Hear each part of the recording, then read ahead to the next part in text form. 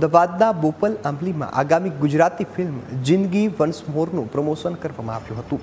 ફિલ્મની સ્ટારકાસ્ટ સિદ્ધાર્થ રાંદેરિયા, જાહ્નવી ધાકણ અને દીપ ઢોલકિયા ગેમ ઝોનમાં હાજર રહ્યા.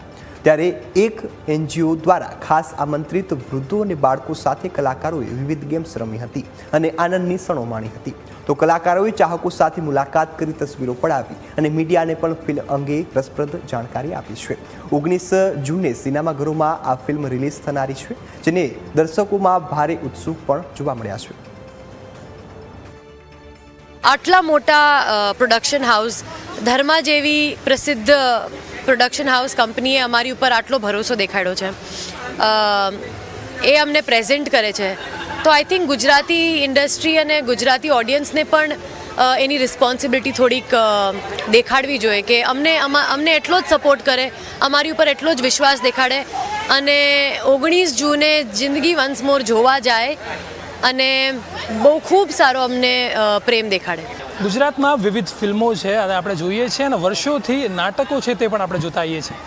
નવી એક ફિલ્મ સાથે સિદ્ધાર્થ રાંદેરિયા સર આપણી સાથે છે, તે ઉતરી રહ્યા છે મેદાને ફરી એકવાર.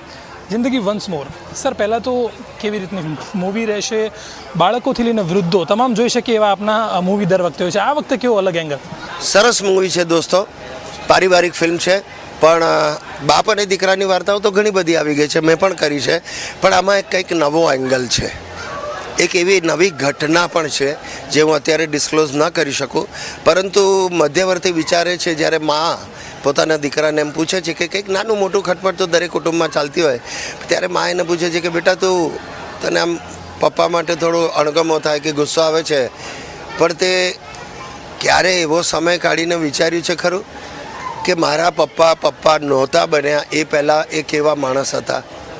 આ કોઈ બાળકો નથી વિચારતા હોતા, કારણ કે બાળક તો જન્મે ત્યારથી એમની સામે પપ્પા તરીકે જોઈ એ વ્યક્તિ, પણ એ વ્યક્તિને પણ પોતાનું એક શૈશવ હશે, એની યુવાની હશે, એની સ્ટ્રગલ હશે, એના સપનાઓ હશે, એની તોફાન મસ્તી હશે, ભાઈબંધો હશે.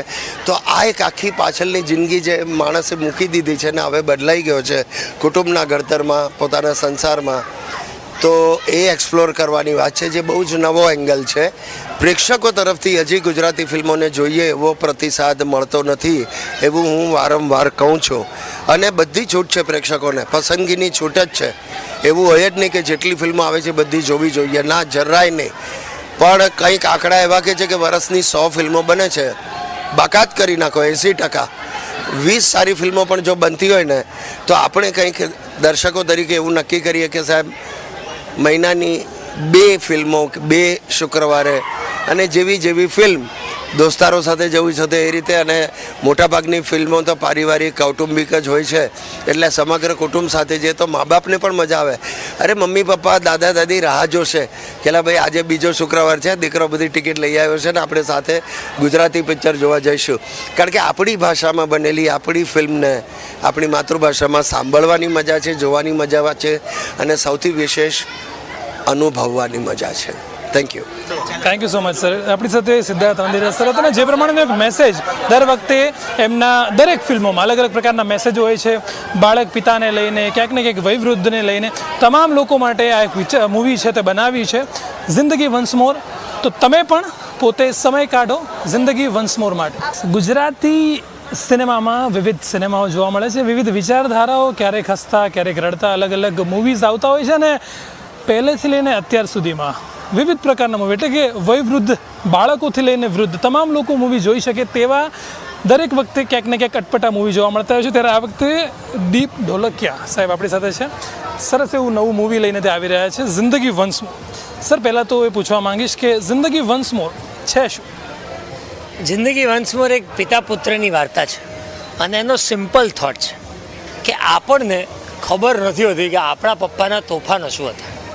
એટલે આ પપ્પા બન્યા પછી તો બહુ જ સિમ્પલ વાત કરે કે ગાડી આમ ના ચલાવે, બાઇક આવું નહીં કરવાનું, મતલબ કોઈનું ભાઈબંધો સાથે બહુ રખડ નહીં કરવાનું, ગોવા નહીં જવાનું ગાડી ચલાવીને.